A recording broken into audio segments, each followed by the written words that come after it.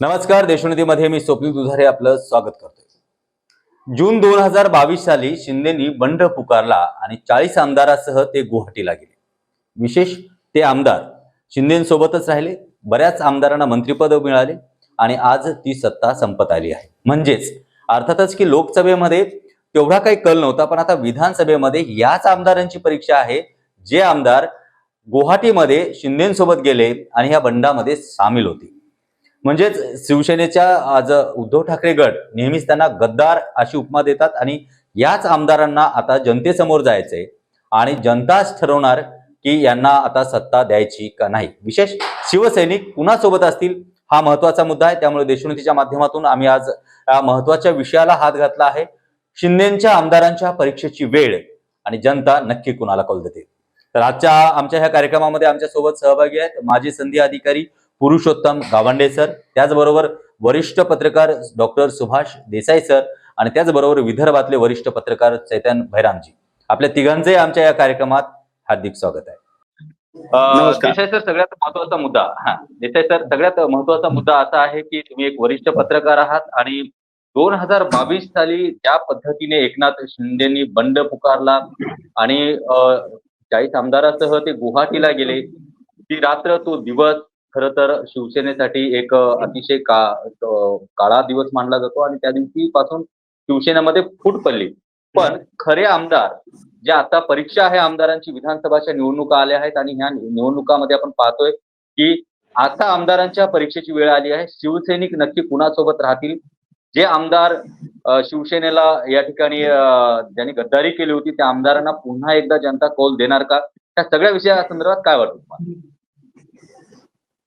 मला असं वाटतं की आपण जे म्हणालात ते 2 वर्षापासून काही ठिकाणी असंतोष जो खदखदतो त्याच्यातून जी एनर्जी फॉर्म झालेली आहे त्याच्यामध्ये शरद पवार साहेब आणि उद्धव ठाकरे फार मोठी दुखावलेली माणसं आहेत आणि ज्या तडफेने ही दोघं पुन्हा महाराष्ट्रामध्ये उभा राहिलेली आहेत ती परिस्थिती बघितली आणि या गेल्या 2 वर्षामध्ये जो फरक झालेला आहे त्याच्यामध्ये सध्या असं दिसायला लागतं की 2 चाणक्य मला दिसतात. एक गुजरात मधले आणि महाराष्ट्रातले.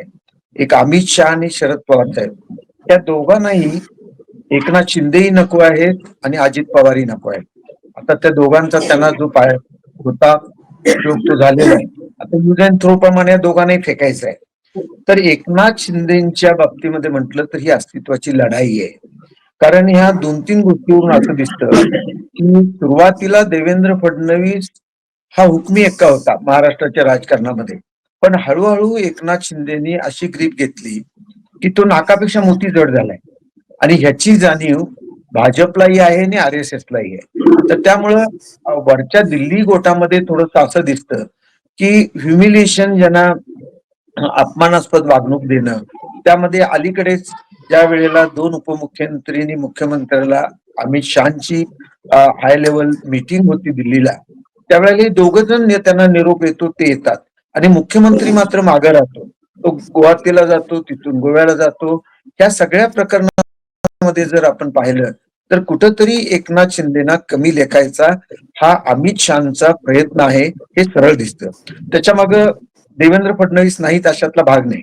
परंतु हे सगळं करत असताना दुसरी गोष्ट अशी घडते की ठाण्यामध्ये एकनाथ शिंदेच्या कार्यकर्त्यावर भाजपचा आमदार गोळीबार करतो आणि पुढे त्या गोळीबार करणाऱ्या आमदाराच्या पत्नीला अमित शहा तिकीट देतात. आणि हे जर सूत्र बघितलं तर महाराष्ट्रामध्ये अनेक ठिकाणी त्यांनी जी तिकीट वाटप केलेली आहेत ती ज्याच्यामध्ये एकनाथ शिंदे अडचणीत यावेत, त्यांचं खच्चीकरण व्हावं, अजित पवारांचं व्हावं अशा तऱ्हेने दिसतं. आता अजित पवारांच्या बाबतीमध्ये म्हणाल तर शरद पवारांनी मनावरच घेतलेलं आहे की त्यांना जे सोडून गेले, ज्यांनी गद्दारी केली त्यांना परत पक्षात प्रवेश नाही, ती दारं तर बंदच, पण त्यांच्यावर एक प्रकारचं सुडाचं राजकारण आता सुरू झालेलं आहे. त्यांनी शरद पवारने आपली ताकद तुम्हाला मी ते अगदी हा मुद्दा आपला सुरळीत चालू आहे. पुरुषोत्तम गावंडे सर माजी संधी अधिकारी ते देखील आपल्यासोबत आहेत. गावंडे सर, तुम्ही एक राजकीय विश्लेषक आहेत. महाराष्ट्रातील राजकारणाचं तुम्हाला सखोल ज्ञान आहे. काय वाटतं आता ही परीक्षेची वेळ आली आहे? आता खरं तर तुम्हाला वाटतं का जनता हे सगळं विसरली आणि जनता त्यांना माफ करणार का कौल देणार? काय वाटतं? जनतेने खरं तर त्यांचा कौल ऑलरेडी दिलेला आहे. आपण जर लोकसभेच्या निकालांचं निरीक्षण केलं आणि त्याचं विश्लेषण केलं तर आपल्या असं लक्षात येईल की काँग्रेसच्या याच्यामध्ये काँग्रेसचा जो राजकीय लाभ आहे तो त्यांच्या पूर्वीच्या 2019च्या परफॉर्मन्सच्या तुलनेमध्ये म्हणजे जिथं 1 सीट होती तिथं त्यांच्या जवळजवळ 14 सीट झाल्या. म्हणजे मोठ्या प्रमाणावर काँग्रेसनी छलांग मारलेली आहे. त्याच्या मागोमाग राष्ट्रवादीच्या 2 गटामध्ये जर आपण तुलना केली तर शरद पवारांनी जवळजवळ 8 जागा मिळवल्या. त्यावेळी यांना अजितदादांना 1 जागा सुद्धा मिळवणं मोठी मुश्किल झाली होती आणि अतिशय खडतर परिस्थितीमध्ये आणि ते स्वतःच्या प्रभावाखाली वैयक्तिक प्रभावाखाली एक तटकरे साहेब तेवढे लोकसभेची ती जागा जिंकू शकले. अशा परिस्थितीमध्ये क्लिअर कट असा एक संदेश आहे की ही जी फूट आहे साधारणपणे लोकमानसाचा नेहमीचा असा कल असतो. आपण जर का निरीक्षण केलं तर अगदी म्हणजे 1977च्या इंदिरा गांधीच्या प्रकरणापासून आपण बघा, ज्या इंदिरा गांधींचा 1977ला दारुण पराभव केला जनतेने, ज्यावेळी असं लक्षात आलं की एक सुडाचं राजकारण केलं जात आहे आणि या महिलेला कॉर्नरिंग केल्या जात आहे, एकटं पाडल्या जात आहे आणि राजकारणामध्ये हा बिचारेपणा ज्यांच्या नशिबात येतो तर त्या बिचारेपणा मागे भारतीय मानस आहे आपलं आणि एक भारतीय जनतेची विचार करायची एक पद्धत आहे. तर त्या पद्धतीनुसार एक सहानुभूती साहजिकच जाते. त्याच सहानुभूतीचा लाभ हा शरद पवार साहेबांना आणि उद्धवजींना आज जसं काही आता देसाई साहेब जसं म्हणाले त्या पद्धतीनं मला असं वाटते की मोठ्या प्रमाणावर त्यांना जनमानसाचा पाठिंबा मिळालेला आहे आणि हे सिद्धही झालेलं आहे बऱ्याचपैकी. तुम्ही लक्षात घ्या ना, याच्यामध्ये यांच्या जे स्टेटमेंट्स आहेत त्या चुकाही कारणीभूत झाल्या. म्हणजे एकदा हे जे एकनाथ शिंदे साहेब म्हणाले की ज्या काळामध्ये उद्धव ठाकरे घराच्या बाहेर पडत नव्हते, आता ते घराच्या बाहेर पडत नव्हते हे त्यांच्या प्रकृतीच्या कारणाने होतं.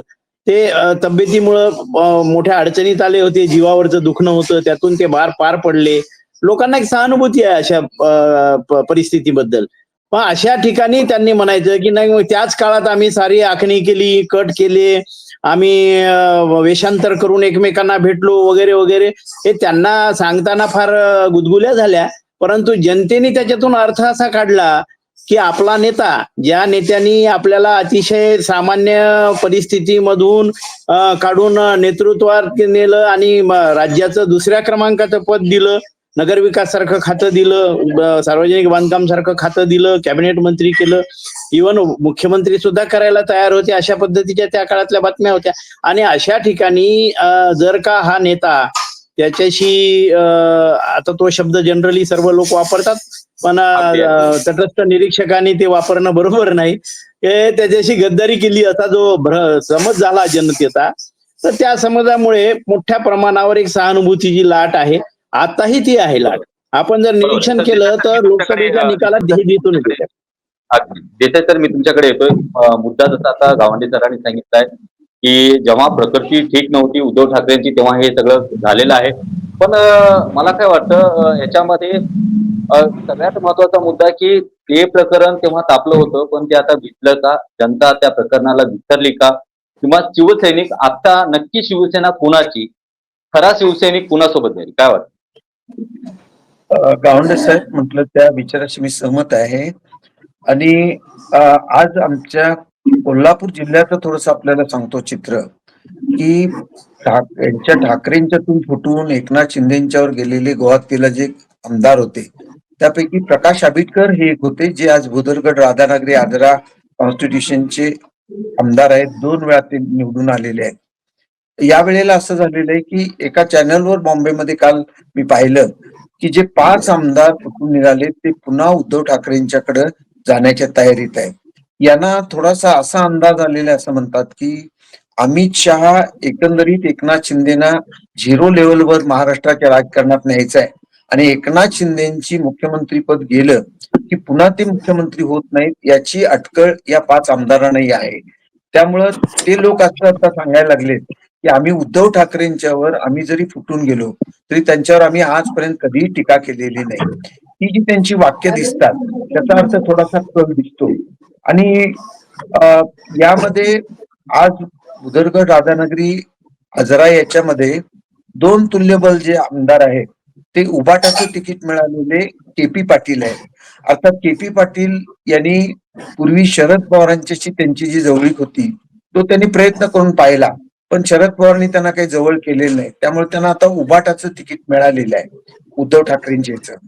आणि अशा पार्श्वभूमीवर शिवसेना आपण जे म्हटला त्याच्यामध्ये आपण उद्धव ठाकरेंच्या पासून दूर गेलो, काही लाभ झाले आपल्याला, हे जरी खरं असलं तरी त्यांना काही ना पश्चातापाची वेळ आता थोडीशी आलेली आहे. त्यामुळं नाही, उद्धव हा पश्चाताप ठाकरेंची म्हणायचा का स्वार्थ म्हणायचा? आता तुम्ही ज्या पद्धतीने सांगताय की पश्चातापाची वेळ आली, हा पश्चाताप आहे का त्यांचा स्वार्थ आहे? कारण आज एक सांगतो, जे पक्षातून उड्या मारण्याचं जे काम चाललंय, जे अजित पवार हो. गटातून बरेचसे लोक आता शरद पवारांकडे जायला झालेत. तर पण असं झालं की ऍक्च्युली एकनाथ शिंदेच्या शिवसेनेचे आमदार मात्र ठाकरेकडे जात नाहीयेत. पण शरद पवार गटामध्ये अजित पवार गटाचे लोक जातात. काय वाटतं तुम्हाला? नाही, शरद पवारांच्या बाबतीमध्ये कसं आहे की उद्धव ठाकरेंचे राजकीय अनुभव जर बघितला आणि शरद पवारांची तुलना केली तर शरद पवार हे महारथी आहे या राजकारणामधले. त्यामुळं शरद पवारांचे नावेमध्ये बसणं सगळ्यांना सुरक्षित वाटतं. उद्धव ठाकरेंच्या बाबतीमध्ये त्यांची प्रकृती असो काही असो अजूनही जनमानसामध्ये त्यांच्याबद्दल सहानुभूतीची लाट असली तरी परिपक्व राजकीय नेता असं त्यांना म्हणता येत नाही. दुसरा भाग असा आहे की अ, यांना जी खात्री वाटते की शिवसेना आता जी खरी शिवसेना म्हणून महाराष्ट्रामध्ये येणार आहे त्याच्यामध्ये गावंडे म्हटले ना तसं एक हवा राजकीय हवा कुठल्या दिशेने चाललंय एवढं कळण्या इतपत मतदारही जागृत आहेत आणि उमेदवारी जागृत आहेत. त्यामुळे याच्या पुढचं जे महाराष्ट्रामध्ये सत्ता येणार आहे ती सत्ता उद्धव ठाकरे शरद पवार अशीच येणार आहे. याची जवळजवळ पुनगाठ सगळ्यांनी बांधलेली आहे. त्यामुळे आमदारांनाही असं वाटतं जर आम्ही उद्धव ठाकरेंच्या तंबूत नाही गेलो, शरद पवार साहेबांच्या तंबूत नाही गेलो, तर आपलं अस्तित्व राहणार नाही याची थोडीशी खात्री आहे. आता गावंडे सर, कागल मला बाबतीमध्ये तुम्हाला हा प्रश्न विचारायचा, गावंडे सरांकडे मी येतोय. गावंडे सर, महत्वाचा मुद्दा ज्या पद्धतीने आता देसाई सरांनी सांगितलंय की बऱ्याचशा राजकीय आमदारांना असं वाटतं की शरद पवारांच्या नावेमध्ये बसणं सुरक्षित आहे. पण तुम्हाला काय वाटतं, सध्याची परिस्थिती जे शिवसेना स्थापन केली ज्यांनी, किंवा उद्धव ठाकरेंकडे हेच आमदार पुन्हा येतील का शिंदेगडाच्या? जरूर ते येण्याचं माझा स्वतःचा असा अंदाज आहे की या एकनाथ शिंदेच्या बरोबर जे गेलेले 40 आमदार आहे त्यातले कमीत कमी 30 जण परत येण्याच्या मानसिकतेत आहे. आता अडचण अशी आहे की जून 2022च्या फुटीनंतर जी परिस्थिती तयार झाली आणि त्या परिस्थितीमध्ये मधल्या 2.25 वर्षामध्ये ज्या लोकांनी उद्धवजींशी जवळीक केली, कसं आहे की एखादा माणूस जातो इंदापूरला दत्ता भरणे राष्ट्रवादी काँग्रेसच्या जवळ होते, परंतु नंतरच्या काळामध्ये दत्ता भरणे जसे दूर गेले तशी ती झालेली जी व्हॅक्युम आहे ती भरण्याची वेळ आली आणि हर्षवर्धन पाटलांनी बरोबर ती संधी साधली. आता त्यांनी ती जागा घेतली.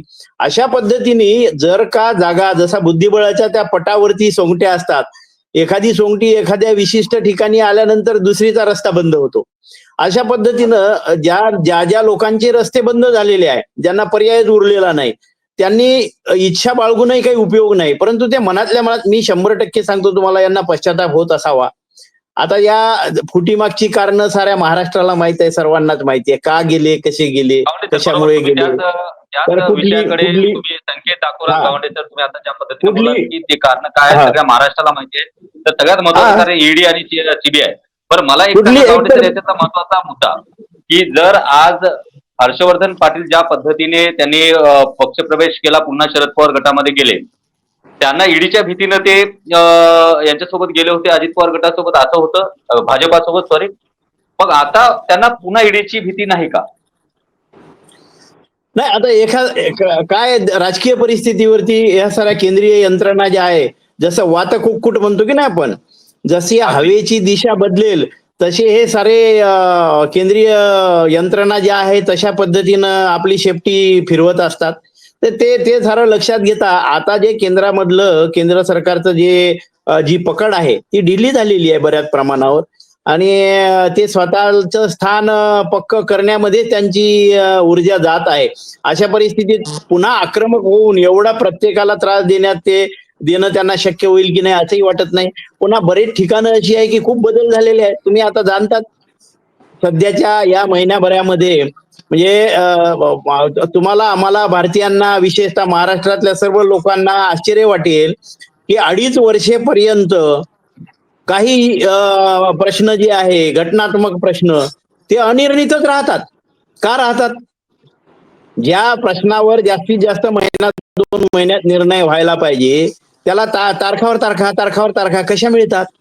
हे हे हे फार सोपं आणि सरळ गणित आहे. तर अगदी अगदी अगदी तुम्ही आणि ज्या पद्धतीने विशिष्ट हो माझा संकेत कुठल्या दिशेला आहे ते तुमच्या लक्षात आलं असेल फार मोकळेपणानं न बोलता. परंतु ही स्थिती कायम स्वरूपात बदलत असते. या बदललेल्या परिस्थितीमध्ये भीती आणि प्रलोभन या दोन्हीमध्ये बदल झाल्यानंतर आणि राजकीय परिस्थिती आहे जसं आपण आता जोरगेवार नावाचे चंद्रपूरचे एक अपक्ष आमदार आहे. ते आता जोरदार प्रयत्न करत आहे मागील 3 दिवसापासून अपक्ष असून सुद्धा यांच्याकडे शरद पवारांच्याकडे येण्यासाठी. पण पवार साहेबांनी त्यांच्यासाठी रस्ता दार बंद केले.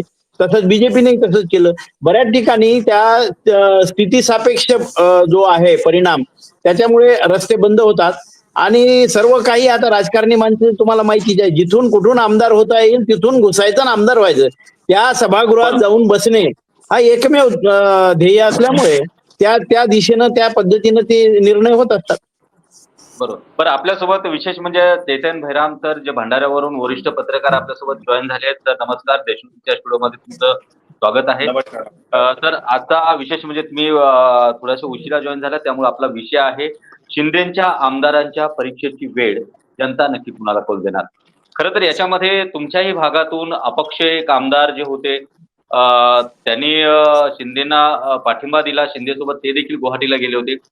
काय वाटतं तुम्हाला की आता ह्या सगळ्या आमदारांची परीक्षा आहे जनता त्यांना कौल देणार का महाराष्ट्रभरातील निश्चितच स्वप्नीलजी एक महत्वाचं याच्यामध्ये लक्षात घ्या की ज्यावेळी ठाकरे सरकार फुटलं आणि त्याच्यातून 40-50 आमदार बाहेर पडले आणि संबंध महाराष्ट्रानेच नव्हे तर संबंध देशाने आणि जागतिक स्तरावर या गोष्टीची चर्चा झालेली होती की महाराष्ट्रामध्ये अशा पद्धतीचं कधी सत्ता परिवर्तन होऊ शकतो का, आमदारांची घोडेबाजारी होऊ शकते का, आणि ते घडलं आणि नंतर सत्ता प्रस्थापित सुद्धा झाली. आता बघा की म्हणजे एकदम ओके आणि 50 ओके अशा पद्धतीचे डायलॉगबाजी सुद्धा त्यावेळी झाली होती. आणि खरं सांगायचं म्हणजे त्याच्यानंतर काय झालं की मुळात नुसतं शिवसेनाच फुटली नाही महाराष्ट्रामध्ये तर राष्ट्रवादी सुद्धा विभागली गेली. म्हणजे त्या पक्षांनी ज्यांची स्थापना केली ते शरद पवार यांचा पक्ष सोडून दुसऱ्यांना चिन्ह मिळणं आणि तेच पक्ष मुख्य आहे असं निर्णय सुद्धा निवडणूक आयोगाने सुद्धा दिला. म्हणजे एकंदरीत जे काही चित्र महाराष्ट्रामध्ये झालं त्याचा जो परिणाम झाला म्हणजे मतांच्या माध्यमातून मागील 2-3 महिन्या अगोदर 4 महिन्या अगोदर आपल्या इथे जी लोकसभा झाली त्यामध्ये जनतेने ज्या पद्धतीचा कौल दिला त्याच्यामध्ये रोष या पद्धतीने व्यक्त केला गेला.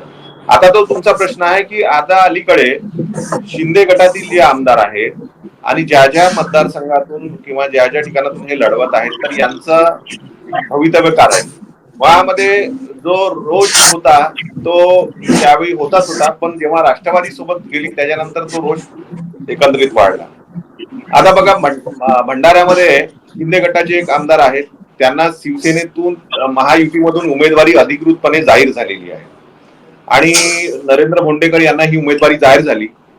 आता या ठिकाणी काँग्रेसने सुद्धा सक्षम अशा पद्धतीचं यावेळी तिकट म्हणजे राष्ट्रवादी असेल किंवा काँग्रेस किंवा महाविकास आघाडीने सुद्धा त्या पद्धतीची रणनीती आखायला हवी होती. पण आपण बघितलं की भंडाऱ्यामध्ये आजच उमेदवारी अधिकृत पद्धतीने काँग्रेसने जाहीर केली. त्या तोडीचा उमेदवार जाहीर न केल्याने या ठिकाणी परत तिसरा कुणीतरी महत्वाचा व्यक्ती या ठिकाणी मतदारसंघात उतरतो का यासाठी चर्चा आता सुरू झालेली आहे. मुळामध्ये कसं होतं की प्रतिस्पर्धी कशा पद्धतीचं तुम्ही जाहीर करता त्याच्यानंतरचा हा विषय राहील. कारण जो रोष आहे लोकांनी लोकसभेमध्ये काढला विधानसभेमध्ये लोकांचा रोष कुठेतरी कमी झालेला आहे असंच आपण समजून घेऊ. कारण हा जो रोष या माध्यमातून काढला गेला तो लोकसभेत झाला असलं तरी आता परत त्या ठिकाणातील काय समीकरणं बसतात, त्या ठिकाणातील काय उमेदवार आहेत, त्या ठिकाणातील काय प्रश्न आहेत हे सुद्धा या ठिकाणी बघितलं जाईल. बरोबर. तुमच्याकडे सुभाष देसाई सर, मी तुमच्याकडे पुन्हा एकदा येतोय. बहिराम सरांनी सांगितलं, गावंडे सरांनी देखील सांगितलंय, जनतेच्या मनावरती अद्यापही विसर पडला नाहीये. विशेष म्हणजे येणाऱ्या विधानसभा निवडणुकीमध्ये कुठेतरी जनतेच्या मनामध्ये ही पाल चुकचुकत राहणार पक्षफुटीची आणि त्याचा फायदा थेट होणार. पण देसाई सर, तुम्ही एक वरिष्ठ पत्रकार आहात. काय वाटतं, येणारी सत्ता ही कुणाची असेल, महाविकास आघाडीची की महायुती? मला असं वाटतं की ही थोडीशी त्रिशंकू राहील. म्हणजे आता जी अमित शहा आणि मोदींना जर महाराष्ट्र जर हरवला तर त्यांना असं माहितीये की दिल्लीचं तख्त हे डळमळणार आहे आणि महाराष्ट्रामध्ये आता जरांगे फॅक्टर आहे, आता उद्या कोल्हापूरला येणार आहेत. तर असे अनेक फोर्सेस हे भाजपला पराभूत करण्याच्या मागे आहेत आणि ते पराभूत होतील. अटीतटीच्या लढाईमध्ये शेवटी मी बघितलं ग्रामीण भागामध्ये या आता जर तुम्ही कुणाला विचारत ग्रामीण भागामध्ये तुम्हाला 1500 रुपये लाडकी बहीण म्हणून मिळाले, तुम्ही कुणाला मतं देणार, तर त्या सरळ तुम्हाला सांगतात की आम्ही त्यांना पैसे आम्हाला दिले त्यांना देणार. अजूनही ग्रामीण भागामध्ये असा एज्युकेटेड क्लास तर मध्ये आहे. पैशाचा विषय निघाला म्हणून मी पैशाचाच विषय काढतो. गावंडे सर, महत्वाचा मुद्दा की सध्या महाराष्ट्राच्या निवडणुका जाहीर झाल्यानंतर अनेक ठिकाणी कोट्यावधी रुपये सापडत आहेत. खरी रक्कम बऱ्याच वेळेला समोर येत नाहीये. विरोधी पक्ष आरोप करते की यातली अर्धीच रक्कम ही दाखवण्यात आली, अर्धी रक्कम दाखवण्यात आली नाही. हे सगळं प्रकरण आता जे चाललंय की कोट्यावधीमध्ये ह्या निवडणुका लढवल्या जात आहेत. म्हणजे अक्षरशः येणाऱ्या पिढीला काय संदेश द्यायला पाहिजे की राजकारण हे काय असतं? काय वाटतं? पैशाचा मोठ्या प्रमाणावर वापर होतो आहे. 1980च्या दशकामध्ये मला आठवते की एक मराठवाड्यातले आमदार होते आणि त्यांना पक्षाने, काँग्रेस पक्षाने 1,00,000 रुपये पाठवले होते त्यावेळी. या 80, 82, 85च्या सुमारास असेल कदाचित ते. तर 80 ते 85च्या मधला काळ आहे तो. आणि त्या काळात त्यांचा खर्च काहीतरी 35-40 हजार वगैरे झाला. तर त्यांनी त्यांच्या पुतण्याला बोलावलं. त्यांच्या पुतण्यानी मला सांगितलेला किस्सा आहे हा. ते म्हणले मला काकांनी बोलावलं आणि सांगितलं, अरे हे 60,000चं एक हे बनव, चेक बनव आणि तू स्वतः जाऊन पक्षाच्या कार्यालयात परत देऊन टाक आणि सांग त्यांना की तुम्ही 1,00,000 रुपये दिले, माझे 40,000 खर्च झाले आणि मी 40,000त आमदार झालो. अशा परिस्थितीत बैलगाड्यातून जीपच्या एखाद दोन जीपचा वापर करून अशा निवडणुका व्हायच्या. आमच्या लहानपणी सुद्धा 80, 85, 90 साली आम्ही पाहिलेल्या निवडणुका अशाच पद्धतीनं लढल्या गेल्या होत्या. पण आता पैशाचा अंधाधुंद वापर सुरू झालेला आहे आणि ते जस्टिफाय सुद्धा होत आहे जिकडे तिकडे मोठ्या प्रमाणावर. माझा असा अंदाज आहे की या असेंब्ली इलेक्शन मध्ये साधारणतः गरीबात गरीब ज्याला काही अपवाद सोडून द्या, 8-10 उमेदवार असतील, एक 10-20 उमेदवार, परंतु मॅक्झिमम 80%, 85% उमेदवार हे माझा असा अंदाज आहे की 10 कोटी पासून तर 50 कोटीपर्यंत खर्च करणारे आहेत. तशी तयारी आहे त्या सर्वांची. आता हा पैसा येतो कुठून, जातो कसा, तो काढल्या कसा जातो, हे सारी गणित सर्वांना माहीत झालेली आहे. आता त्यात काही फारसं विशेष राहिलेलं नाही. परंतु या पैशाचा हा जो अनिर्बंध वापर आहे त्याच्यामुळे चांगले कॅन्डिडेट जे आहे ते या फंदात पडत नाहीत. कोणी असा विचार करत नाही आणि त्याच्यामुळे सभागृहामध्ये जे लोक असायला हवे, आता पहा ना तुम्ही, पूर्वीच्या काळातल्या सभागृहामधले जे नेते होते त्या नेत्यांच्या जर तुम्ही ती प्रभावळ नुसती नजरेखालून जरी घातली, गणपतराव देशमुख, एन.डी. पाटील किंवा आमचे बी.टी. देशमुख, रासू गवई, अशी मंडळी होती ही की ज्या मंडळींना ऐकायला केशवराव धोंडगे ही सारी मंडळी होती, दिबा पाटील यांची भाषणं ऐकायला आम्ही जीवाचे कान करून बसायचो. सत्ताधारी पक्ष हा अतिशय घाबरलेला असायचा की कोण कधी उठेल आणि काय मुद्दा उपस्थित करेल आणि त्याला उत्तरं कशी द्यायची. मुख्यमंत्री सुद्धा 4 वेळा घाम पुसायचे. ही परिस्थिती होती आणि आता हळूहळू आपलं आपल्या राजकारणात अवमूल्यन झालं. बदल होत चालला आहे. बहिराम सर, मी तुमच्याकडे येतोय. बहिराम सर, सध्या सत्तेची चाबी महाविकास आघाडी म्हणजे महायुतीकडे जाण्याची शक्यता वर्तवण्यासाठी या ठिकाणी नरेंद्र मोदी देखील जवळपास 7 दिवस महाराष्ट्रात मुक्काम करणार आहेत. आणि वेगवेगळ्या भागात सभा घेणार आहेत. त्याचबरोबर ते फक्त भाजपाचाच नाही तर महायुतीतील प्रत्येक नेत्यांचा बऱ्याच ठिकाणी ते सभा घेणार आहेत. काय वाटतं जेव्हा नरेंद्र मोदींनी लोकसभेच्या वेळेस या ठिकाणी सभा घेतल्या, तेथील बरेचसे उमेदवार त्यांचा पराभव झाला. आता विधानसभेमध्ये त्यांच्या सभेचा काय वेगळा इम्पॅक्ट पडू शकतो का? किंवा आता मोदींची लाट अद्यापही कुठेतरी आहे का, की मोदींच्या भाषणांमुळे त्यांच्या सभामुळे मत परिवर्तित होतील? काय वाटतं? हे बघा, महाराष्ट्रामध्ये म्हणजे एकतर म्हणजे तुम्ही बघा की आर्थिक राजधानी मुंबई आणि मुंबईकडे आपला देशाचं लक्ष आहे आणि केंद्रीय नेतृत्वाचं लक्ष आहे. त्यांना कोणत्याही परिस्थितीमध्ये महाराष्ट्र हे आपल्या हातून जाता कामा नये यासाठी त्यांची धडपड आहे. तुम्ही बघितलं असेल की ज्या पद्धतीने नियोजन सुरू आहे, अनेक राज्यातील मंत्र्यांना जिल्ह्याच्या जबाबदाऱ्या देण्यात आलेल्या आहेत. त्यांच्या अनेक बैठका सुद्धा या ठिकाणी आटोपलेल्या आहेत. प्रत्येकांना त्या त्या पद्धतीची कमान दिलेली आहे. मोठ्या प्रचार सभा होणार आहेत आणि ते भाजपला याच्याकरता, कारण त्यांच्याकडे भरपूर स्टार प्रचारक आहेत. मुळामध्ये तुम्हाला अजून एक सांगू इच्छितो की एका टप्प्यात ही निवडणूक होत आहे, जेव्हा की लोकसभेमध्ये 5 टप्प्यामध्ये महाराष्ट्राला म्हणजे विभागलं गेलं होतं. पण इथे 2 टप्पे नाही तर एका टप्प्यात ही निवडणूक होत आहे, म्हणजे हे सर्वात मोठा आश्चर्य आहे. दुसरं, महाराष्ट्रामध्ये यावेळी खूप मोठ्या आर्थिक उलाढाली आणि मोठ्या हालचाली होत आहेत. तुम्ही बघितलं असेल की कालच पुण्यामध्ये 138 कोटी सोनं जप्त झालं. म्हणजे नाक्यांवर जी काही होत आहे, पैसा इकडे तिकडे हे होत आहे, म्हणजे पैशांचा महापूर. आणि ज्या पद्धतीने वाटेल ते साम दाम दंड भेद अशा सर्व युक्त्यांचा वापर या महाराष्ट्रामध्ये सत्ता प्राप्तीसाठी केला जातो आहे. आणि मोठमोठ्या सभा आपल्याला येणाऱ्या कालावधीत, अत्यंत कमी कालावधीत, दिवाळी झाल्या मोठमोठे फटाके या निमित्ताने आपल्याला फुटताना दिसतील.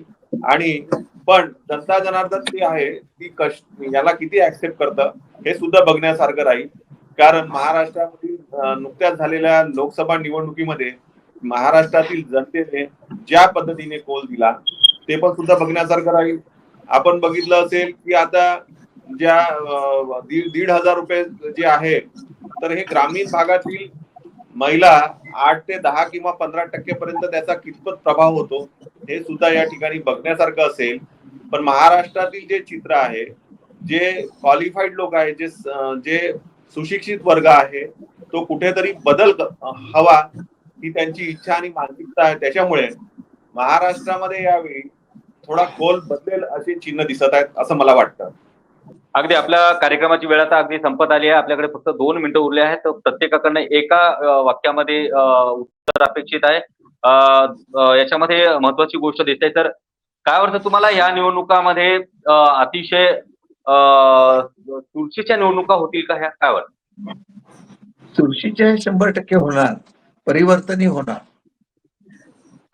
गावंडे सर, महत्वाचा मुद्दा त्याच्यामध्ये की आता सध्या जे मराठा आंदोलन, ओबीसी आंदोलन आणि इतर सगळ्या गोष्टी, तिसरी आघाडी वगैरे, हे सगळा जेवढा गोंधळ झालेला आहे, या गोंधळामध्ये जनता अद्यापही स्थिर आहे.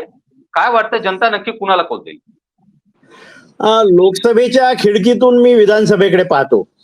जर आपण विदर्भ, मराठवाडा इथं जर पाहिलं तर 7-7 खासदार आले. 2-3 खासदार मोठ्या मुश्किलीनं युतीला मिळाले. महाआघाडीचा पगडा राहिलेला आहे. मुंबईमध्ये 6 पैकी 4 जागा आघाडीने जिंकल्या, 2 जागा मोठ्या मुश्किलीने यांना मिळाल्या. फक्त ठाणे जिल्ह्यावरती त्या एकनाथ शिंदेचं वर्चस्व राहिलेलं आहे. हे सारं जर लक्षात घेतलं आपण तर, आणि त्या स्थितीमध्ये फारसा काही बदल झालेला नाही, उलट वाईटच झालेली आहे स्थिती युतीच्या दृष्टीने. कारण शेतकरी अतिशय सोयाबीन आणि कापसाच्या भाव पडल्यामुळे त्रस्त झालेला आहे आणि तो खूप नाराज झालेला आहे. शेतकरी 57% आहे. 170 जागावर ग्रामीण भागाचा प्रभाव आहे. आणि हे सारं लक्षात घेतलं तर युतीचा पराभव अटळ आहे. काही तुम्ही म्हणता तसं बाकी चमत्कार झाले किंवा काही ज्याला निवडणुकीच्या धांदली झाल्या, पैशाचा प्रचंड वापर झाला, तर कदाचित बदल होऊ शकेल. पण सर्वसाधारणपणे मला असं वाटत नाही की महाआघाडीला सत्तेत येण्यापासून काही कोणी रोखू शकेल. बैराम सर, मी तुमच्याकडे येतो. बैराम सर, तुम्ही विदर्भातल्या, विशेष म्हणजे विदर्भ म्हणजे महाराष्ट्राच्या सत्तेची चाबी असणारा एक भाग, सगळ्यात जास्त आमदारांची संख्या ही विदर्भात असते. काय वाटतं विदर्भामध्ये काय परिस्थिती आहे? काय सांगाल? मी एकाच वाक्यात बोलतो की महाराष्ट्रामध्ये सत्ता परिवर्तन घडविण्यामध्ये विदर्भाचा मोठं योगदान राहील, अशा पद्धतीची परिस्थिती या ठिकाणी आहे. याबरोबरच आता कार्यक्रमाची वेळ संपत आली आहे. आम्ही असेच कार्यक्रम आणि विधानसभाच्या प्रत्येक घडामोडी देशोन्नतीच्या माध्यमातून प्रेक्षकांपर्यंत पोहोचवण्याचा आमचा पुरेपूर प्रयत्न असेल. आम्ही पोहोचणार प्रत्येक विधानसभेत आणि विशेष म्हणजे निवडणुकीचा निकाल लागेपर्यंत रणसंग्राम विधानसभेचा हा कार्यक्रम देशोन्नतीच्या माध्यमातून आम्ही सातत्यानं प्रसारित करू. पुन्हा भेटूया पुढील कार्यक्रमात. तोपर्यंत नमस्कार. मुंबई, पुणे, नागपूर, मराठवाडा असो का विदर्भ, राजकीय, सामाजिक, शैक्षणिक क्षेत्र असो का क्रीडा, सर्वच घडामोडीचे विश्लेषण पाहायला विसरू नका. फक्त देशोन्नती न्यूजवर.